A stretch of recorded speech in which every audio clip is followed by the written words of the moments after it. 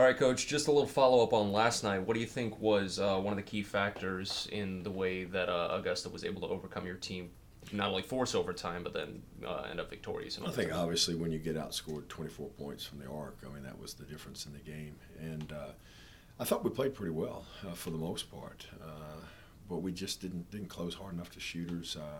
And even some that we did, they made contested shots. I mean they went 14 for 27 from the three, so we got outscored. 42 to 18 from the three, and still had a chance, still had the lead with under 5 seconds left. So we did do some good things, but they just shot the ball extremely well, and part of it was our defense, and part of it was them shooting the ball. Are you going to try and push the perimeter defense a little bit more headed into this weekend? Well, we've got to guard the arc this weekend because both these teams can shoot the basketball. North Georgia gives you some problems in that they can shoot the ball. They got bigs inside that score.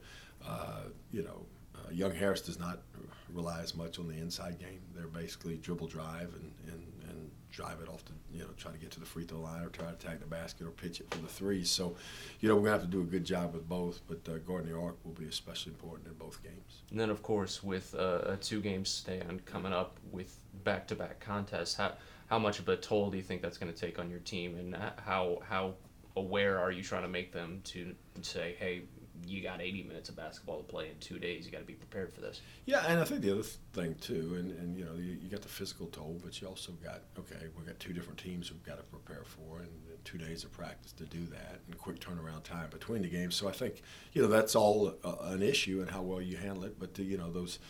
North Georgia's got the same deal coming in here on Sunday that we're going to have playing them, and they're traveling. But so we've got to be able to prepare for two teams and understand a little bit different styles of play and what we've got to do in each game. And I think a lot of it's mental, and then physical. We're a fairly deep team. We play some players, so I'm not too concerned about that.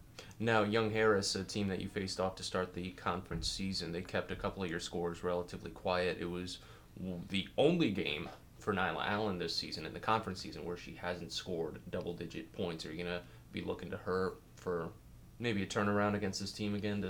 I would hope she played better. She didn't play a lot of minutes there. We started out real slow and took the starters out early.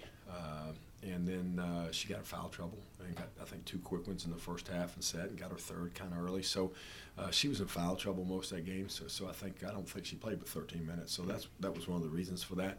The second thing is I don't think she was in a groove like she is now in terms of being comfortable in scoring. So hopefully we'll have a much better game from her. But I think everybody's going to have to play well.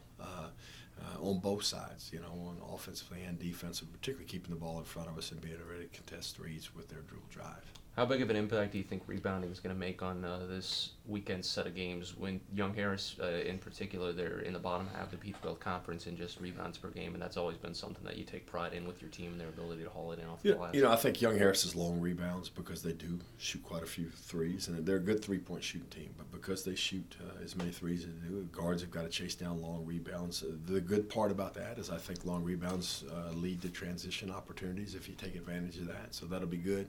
And then just with North Georgia's size, they're big and long, and so we're going to have to do a good job of boxing out and rebounding against them and compete on the glass and try to get to the offensive glass against both teams also.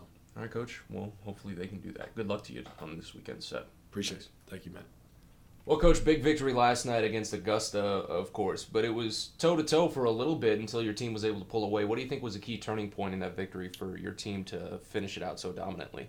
We weren't great defensively, but I thought when we needed to get stops, we did. And I think we just ended up getting a couple more stops than they did down the straightaway. And obviously, Tyrell being able to get the ball inside, we really had that emphasis in pregame, and it always helps when Nigel is as productive as he was on the offensive end. Well, you already brought up the two guys I wanted to highlight in this interview. Tell me about Tyrell's progression as of late, because the freshman has been putting together what seems to be better and better games as the season has been going on, especially since the new year has turned over. Yeah, he started out offensively slow, defensively was learning. I think he kind of didn't really want to step on any toes as a freshman. And once he realized the guys were confident, the staff was confident in his abilities, and his confidence continued to grow, I felt like, every game. And I think he's taken a lot of steps forward on both ends of the floor. Defensively, I think was one of his better games last night as well. And with just how talented the kid is and how he can impact the game across the board, the better he plays, it's better for our team, obviously, because he can score the ball, he can pass the ball, he rebounds, and if he defends at a high level, there's not really anything he can't do. So it's good to see a freshman gaining that confidence, gaining that experience, and I mean he's grown up pretty quickly, and obviously hopefully he'll continue to do so and continue to gain that confidence and tenacity in conference play. And then how about Nigel? Of course, another fantastic 20-plus point first half, but this time he was finally able to just climb over the hill and reach that 30-point plateau, new career high for him. How was he feeling last night in the locker room after finally reaching that mark that he's been pawning at for so long? The first thing he said in the locker room was he was congratulating Coach Miller on tying the all-time win. So Nigel's a very unselfish person. I think he was frustrated at Georgia College just by numerous things. He was very focused all week. I wasn't totally shocked when he came out and played like he did. And the other great thing is seeing him get double-digit rebounds. It's something we've harped on with Nigel, especially last year. He's a little inconsistent with his rebounding. This year he's been as consistent as I think he's been his entire career. So if he can continue to do that and improve defensively, I said he's a special player because he's just talented. He can do pretty much everything also. So, but I was glad to see him respond from a game where he felt like he didn't play as well at Georgia College to have a game like he did last night at Augusta. Now it's kind of hitting a plateau and continuing to put games together where he's consistently producing points, rebounds, and defense. Now, you already mentioned it with Nigel congratulating Coach Miller. 2 games on the slate for this weekend. It's almost a sure thing of your head coach Ben Miller. Don't say it. Come on. Someone that it's not almost a sure thing. I won't say it specifically. Yes. I won't say what's going to happen, but someone that you've spent your collegiate playing career with, someone you've spent your professional career with as a coach, someone that you've just spent such a long time with. How does it feel working with him for him to reach these sorts of heights at this level? Well, I'm happy for him. I mean, he obviously has done a tremendous job here of building the program up from I wouldn't say 0. It was more like -2, I think, when he took over. But to see him kind of reap the rewards of how hard he had to work just to get the program established early on, him and Pop both. But I'm happy just to be tagging along for the ride, honestly. I mean, those guys are amazing, and the knowledge that they bring and the fact that we've been able to find players that listen to those guys and what the staff has to say and really usually take what we have to say and apply it to the court. Yeah. But, Coach Miller's earned every one of these wins through his hard work and recruiting, long nights, and staying up late watching film and all that. So, I mean, I'm just happy to be a part of the ride. And then, of course, the 2 games at hand. You got a quality contest against 2 teams that actually just went toe-to-toe last night, Young Harris and North Georgia. What are your overall thoughts on the upcoming weekend, first off? Well, it's 2 tough teams back-to-back. You don't typically see conference games go Saturday, Sunday. That's unique for this coming weekend. Alumni weekend, I guess we're calling it, as well, so alumni can catch both games. But, Young Harris, talented team. I think it was our first conference game. They're tough. They got a great penetrator in Wade at the point guard spot. They got 2 great shooters, Waterhouse and Charles on the wings, and they got 2 guys inside.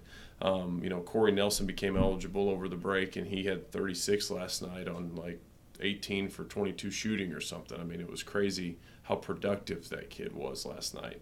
But he's great attacking from 15 feet, and they got the big fella inside, Blanc, who's a load. I mean, he can score in there with the best of them. So top to bottom, they're as talented as any team in this league. And then defensively, it really sets them apart because they are more of a pressure and deny type of defensive team. I think Waterhouse leads the league in steals. So, offensively, we're going to have to be strong with our execution and patient. And then, defensively, we're going to have to really get out and guard because they are very execution-based, talented, numerous guys that can score the ball.